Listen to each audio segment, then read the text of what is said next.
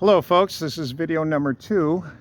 We're at the Forest Lawn Memorial Park in Glendale. We are going to now visit the grave of Kathryn Kuhlman. They called her a faith healer, that's a title she didn't like, she resented, didn't want people calling her that, and I agree with her. She's right, no one heals but God. No, we can pray, but we can't control any miracle or healing. Only God does. That's a Michelangelo. All right, say hi to Mike. Hi, Mike. Anyway, Kathryn is buried behind this wall here, well behind the statue. Kathryn Joanna Kuhlman was born in 1907 in Concordia, Missouri. Her father was the mayor. She was raised as a Methodist. She had a deep spiritual experience at 14 years of age. And just a few years later, she was like barely 17. She started itinerant preaching together with her elder sister and her brother-in-law in Idaho. She had a weekly television program as she picked up steam. She traveled extensively around the United States. She held miracle meetings where she prayed for the sick, starting in the early 40s, right through 1976. She was warned in 1955 that she had a heart condition and that she needed to hold back her busy schedule, but she refused to do it. She's here in the Gardens of Memory, as you can see. But this door is locked, you can't get in. This is a private area. So we are going to take a video peeking over the wall.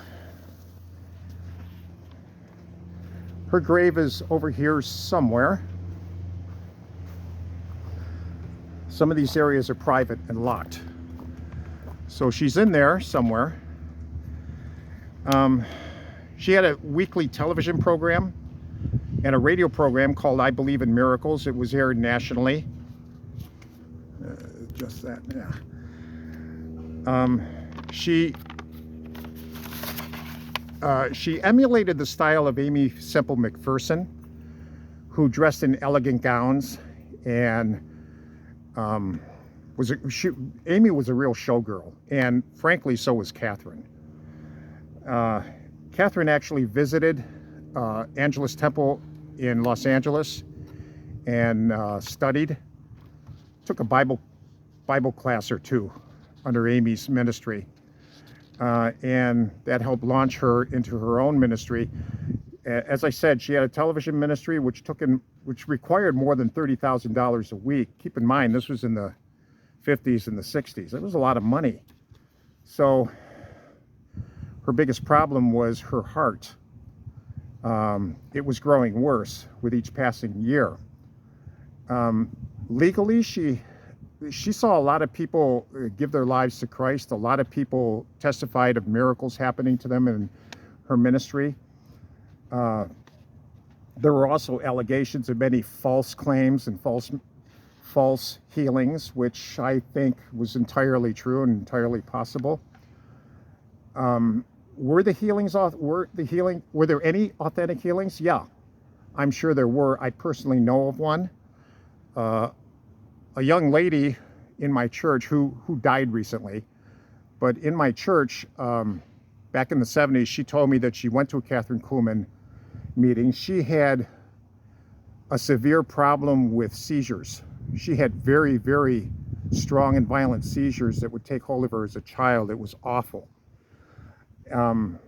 So one day she was taken to Kathryn Kuhlman's meeting. It was probably when she was in Pittsburgh. And Kathryn called her to the front, and Kathryn laid her hand on the kid's head, and she said she was healed. She was healed. She said the seizure. She had one minor seizure after being prayed for by Kathryn, but after that one minor seizure, they stopped. So I believe this person. I find this person credible. So yeah, there were others that were disputed. She had two big problems. One was her heart condition, which was getting worse. She also was sued by her personal administrator for $430,000 for breach of contract. She also had a fallout with Dino Kartsonakis, who was her pianist in the miracle services. She called him Dino at the piano. He's still alive today. He won't really talk about the problems he had with her.